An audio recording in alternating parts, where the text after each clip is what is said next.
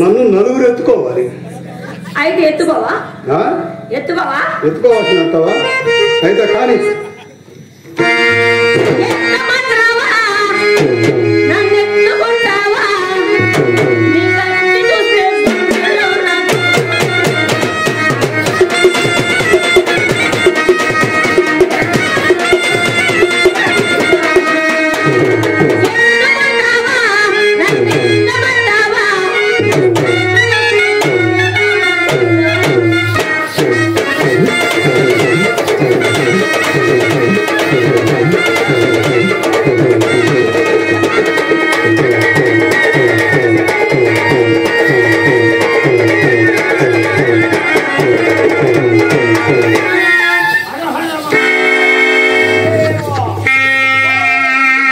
నీ మూతి వంకర ఈవిడొకడు పానకంలో ఒకలాగా మంచి సమయానికి వచ్చాడు. దన్నాలు స్వామి దన్నాలు శానాలకు వచ్చారే, ఈ మధ్య ఎక్కడా కనపట్లేదు. ఉండండి, మీరు ఎక్కడే ఉండండి, నేను లోపలికి వెళ్ళి రాణమ్మ గారితో చెప్పి భిక్ష పట్టకొస్తాను. ఆగో ఏం స్వామి? బిడ్డలు లేని గుడ్డ చేతుల్లోని విషయం బసవేశ్వరులకు అసలే గెట్టదు. రాముడు నిన్ను నేను బాగా ఎరుగుదును. అవునా స్వామి? నీవు సంతానహీనుడివి. నీ చేతి భిక్షతో బసవేశ్వరుని అపవిత్రం చేయదలిసినావు కదూ. బసవేశ్వరుని కోపాగ్నికి నీవు భస్మి పట్లం కాగలవు.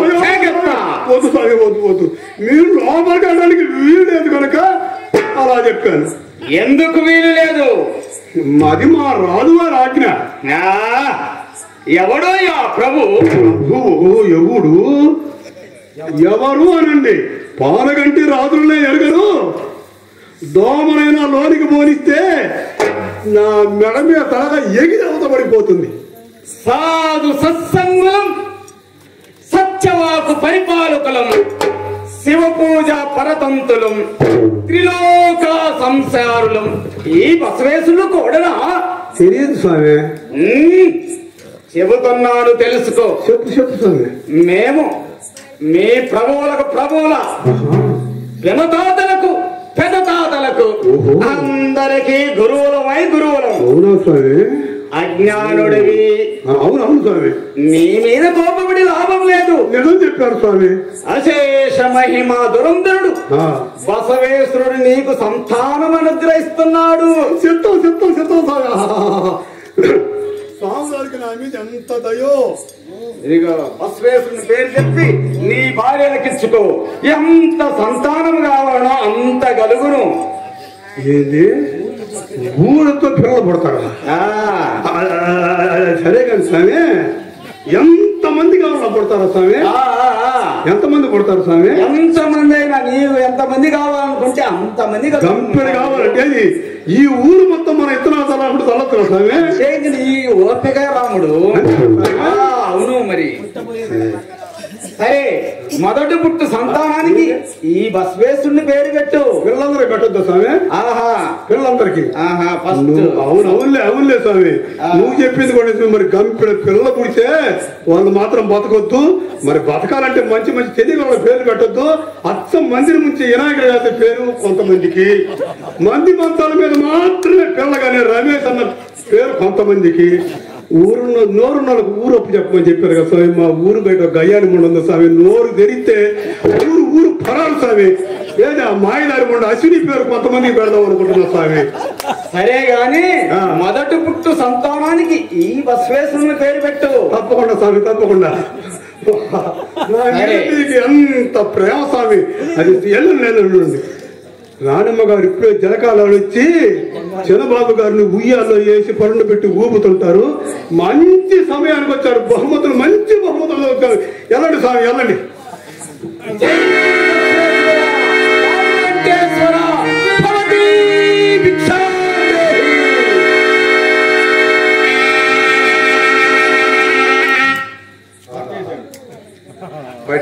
పట్టేశా చూద్దాం ఏముందో. గూడికి పిల్లలు పడతాడు. చూద్దాం. కొట్టేశా ఒక్క దెబ్బతో గంపుల మంది పిల్లల్ని కొట్టేశా.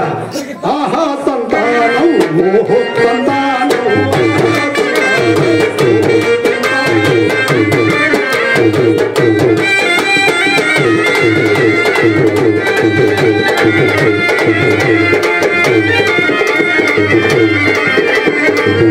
అడు చూసిన సంతానం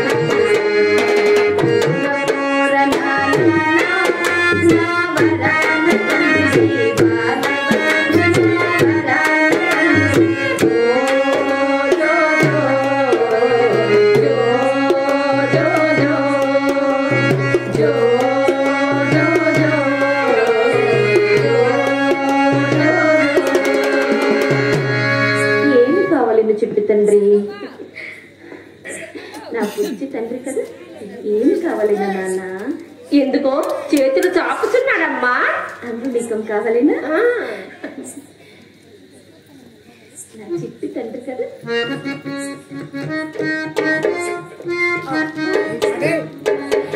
మంచిది అమ్మా. అంబులికము బాలవర్తి నేలకి ఎంత సుందరముగానే ఉన్నది. అవునమ్మా, చిట్టిరాజు చెయ్యి దగదగా మెరిసిపోతుంది. అమ్మా అలా చూడండి, ఆ నేత్రాలు అచ్చం మన మొక్క నేత్రాలాగే ఉన్నాయి. లేక లేక కలిగిన ఒక్కగానొక్క మలుక ఈ సంతోష సమయమున వారే ఇంట నన్నొచ్చు. పానగంటి రాజ్యంలో ఎన్ని ఉత్సవములు, ఎన్ని ఊరేగింపులు. అయ్యో ఏమిటి తల్లి, బిడ్డను ఒడిలో పెట్టుకుని అలా కన్నీరు పెడుతున్నారు ఎందుకమ్మా? అన్నట్టు చెప్పడం మర్చాను. ఏం మంజరి, మన వారికి గండికోటలో విజయం చేకూరుందిటమ్మా. ఈ రోజే బయలుదేరి వస్తున్నామని పావురాలతో వర్తమానం పంపారు. నిజమా తల్లి? నిజంగా.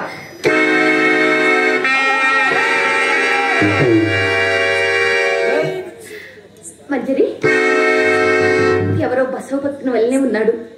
నువ్వు లోనికి ఎగి పళ్ళెంలో భిక్ష నింపుకొని రమ్ము. అలాగేనమ్మా, అలాగే. బాబు జాగ్రత్త.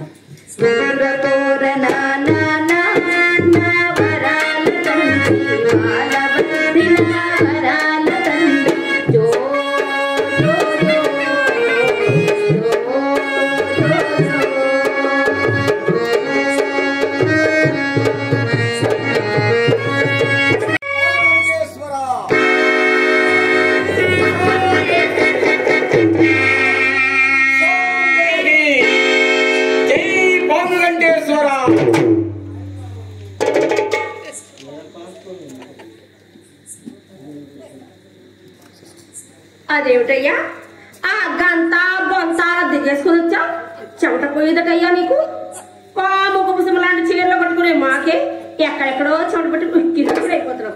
అయినా ఈ గోరంతా నాకెందుకులే గాని ఇదిగో పట్టు భిక్ష. ఎవరు దాసిదాని చేత నా బస్వేశ్వరునికి భిక్ష అంతఃపురము గొడ్డుపోయినదా? ఎట్టా దాసినా పోనీలే పాపం కదా అని భిక్ష వేస్తుంటే నడుపు ఒక మొట్ట అడిగంట. ఇలాంటి వాడు ఒకడు ఎవరేస్తే ఏమి పట్టుకుపోరాదు పట్టు భిక్ష. ఈ బస్వంతో నిన్ను కుస్తీరోగిగా మార్చి మాట్లాడుతున్నది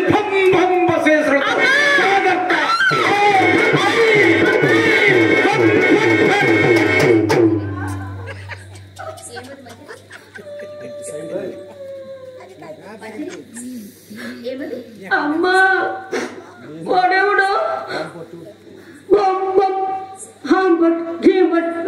అంటున్నాడు. నాకేదో భయం వేస్తుంది. ఎప్పుడు కొంటే వాటిలేనా? అది కాదమ్మా నేనంట దాసినట వాడేమో సంసారట. అపచారం చెంపలేసుకో. బసవ భక్తుల కోపాగ్నిలో ప్రపంచ సామ్రాజ్యాలు గడ్డి పూసలే. వారిని అవమానించకూడదు. అయ్యో నీకు తెలియదు తల్లి, నీకు తెలీదు. అసలు వాడి ముఖం చూసారా మీరు? తెల్లవారుజామున దొంగకోడు పట్టుకంతా చూస్తారు. వాడు రాకున్నాడమ్మా. మంజరి మాట్లాడకమన్నానా? లోనికి. అయ్యో ఎలా చెప్పాలో ఏమిటో. అబ్బోయ్ వాడి సంగతి మీకు తెలియదు. అబ్బోయ్ ఎన్ని కాపురాలు తీసాడు, ఎన్ని కోపలు కూర్చి ఇక్కడికి వచ్చాడు. అపచారం చెంపలేసుకో. మంజరి లోనికి ఎగి పళ్ళెంలో కొన్ని దుఃఖులములు కూడా నింపుకొని రమ్ము. వస్త్రదానం కూడా చేయదు. అలాగేనమ్మా ఎల్లు. జాగ్రత్త.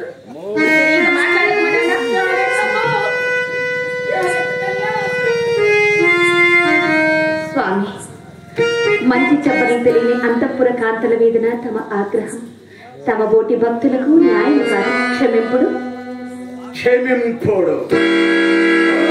కంచెతో కళ్ళు మొదలు పడిపోయాయి కాబోలు. తను కాస్త ఇదిలిస్తే గాని వదలదు. పానుగంటిపురములో శివభక్తులకు తలవంపు. ఇది బస్వేశ్వరులకు భరింపరాని అవమానము. అపచారం మన్నింపుడు, క్షమింపుడు స్వామి. సరే మీ పాపాలకు ప్రతిఫలం మీరే అనుభవిస్తారు. ఆ భిక్ష ఈ సంచిలో వేయము. భిక్ష పరిగ్రహింపుడు స్వామి. రాణి ఉన్న గర్వమా? శివ శివ పాలనంటి వారికి కలలో కూడా గర్వము కలదు స్వామి. బస్వేశ్వరులు రాణివాసుల్ని పరీక్షిస్తున్నారేమో.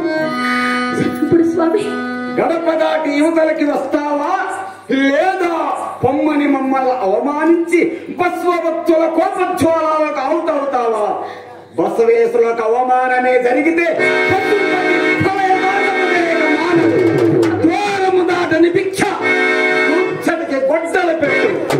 గడప దాటి వస్తావా తిరిగి పొమ్మన్నావా? అపచారం మన్నెప్పుడు స్వామి. దాటి వచ్చి నా నాటుని ఆస్తి లేదు. ఇది వారు యుద్ధమునకు పోనాడు విధించిపోయిన నిర్ణయం. దీని దాటి వచ్చుటకు వీలు లేదు. క్షమింపుడు స్వామి. నీ ప్రాణేశ్వరుని సంతోషం పెట్టడం కోసం నిన్ను నీ ప్రాణేశ్వరుని నీ సామ్రాజ్యాన్ని రక్షిస్తున్న ఈ శివునే తిరస్కరిస్తున్నావన్నమాట. స్వామి బస్వేశ్వరుల పట్ల మాకెన్నడూ తిరస్కార భావం లేదు. సర్వజ్ఞులైన తమరే ఇట్లనిదా అజ్ఞానులకు అవలను ఆడదాను నేనేమనగలను స్వామి? ఆడది అబల ఎర్రి రాని ఆడదాని మోసనే చెవి చూడని అదముడెవడో ఆ పదాన్ని ఉత్పత్తి చేశాడు. ఆడవారు సబలని నీవేరు చేస్తున్నావు. గుమ్మము దగ్గరకి వచ్చి దేహి అని చేయి చాపిన భక్తుల్ని తిరస్కరించి పంపుతున్నావు. దాటి వస్తావా తిరిగి పొమ్మన్నావా? నేను మేము అవమానించిన గీర దాటి వచ్చుటకు నాదుని ఆర్తి లేదండి. ఇది అవమానమని తెలిసిన నేనేమనగలను స్వామి?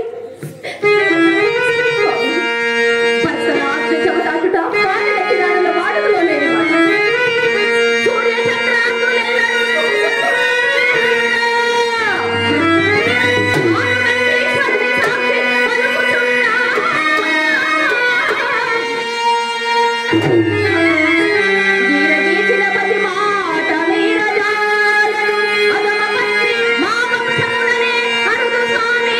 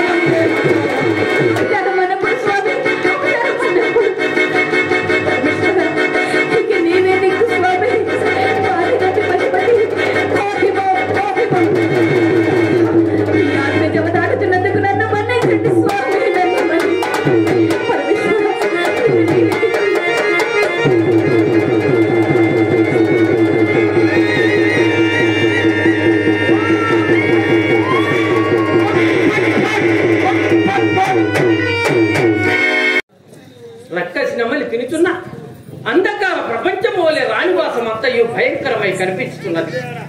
ఈ ప్రళయమునకు కారణమేమో గోచరి కదలి ఆడుతున్న కోటి మెరుపుల వలె నా చెంతకు వచ్చి బాల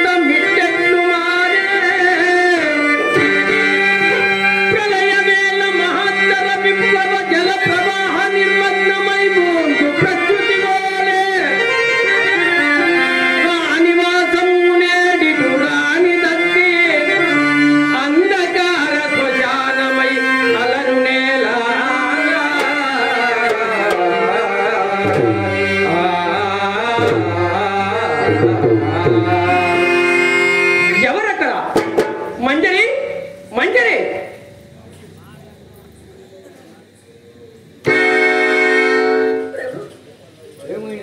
ఏమైనది నా బాల? నిజము చెప్పు.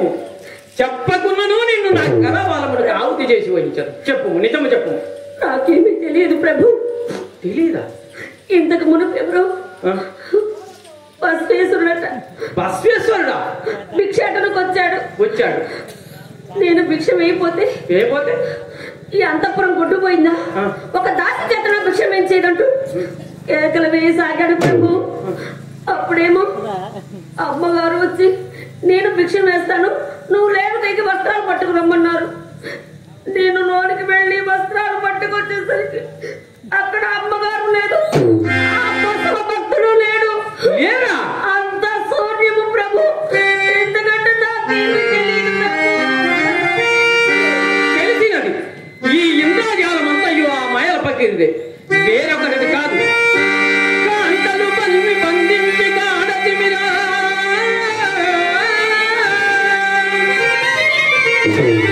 సందహామాన వారిశీలము అగ్నికి ఆహుతి చేయొద్దు. గోరమాయలవాడే నిక్కముగవాడే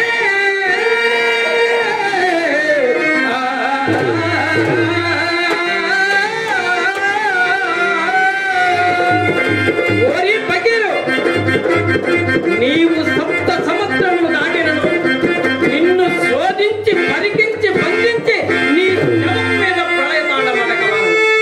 సేనానాయకులారా, మోగిత్తుడి కబేరీలు పకీరు కోటను ముట్టడించండి, బయలుదేరండి, రెండు. ఎదుగుతుండట్టింది. ఆ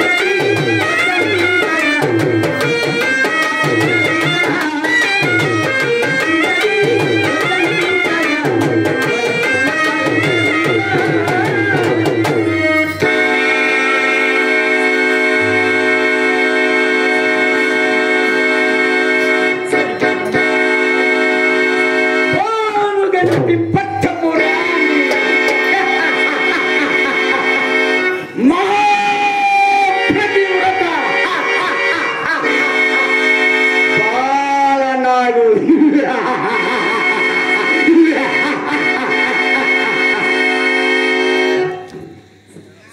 అయ్యో చూసావా ఫకీరు ప్రతాపం? చూశాను. మరేమనుకున్నావే ఫకీర్ అంటే? మనిషి అనుకున్నాను. ఇలా కాటి కాపులాగా తయారవుతావు నేను అస్సలు అనుకోలేదు. అసలు ఇంత అందంగా ఉంటావు నేను అసలు ఎప్పుడు అనుకోలేదు ఫకీర్.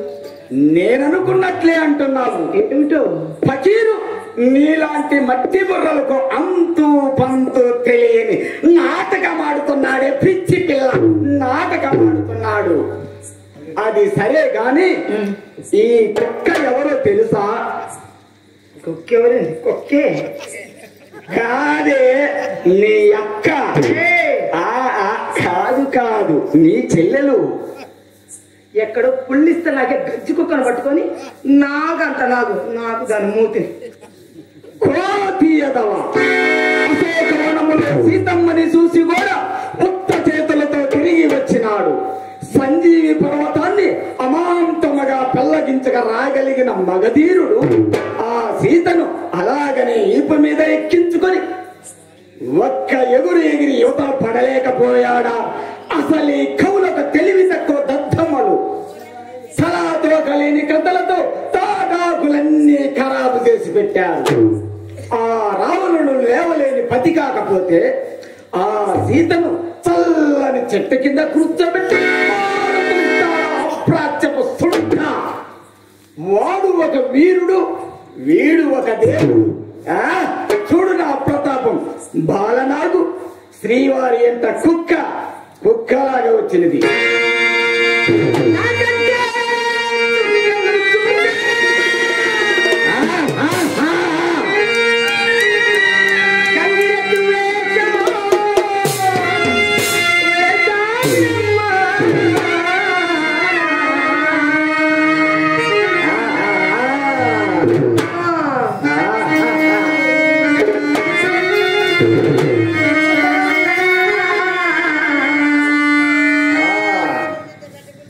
ఉలవలు తింటావా పకి?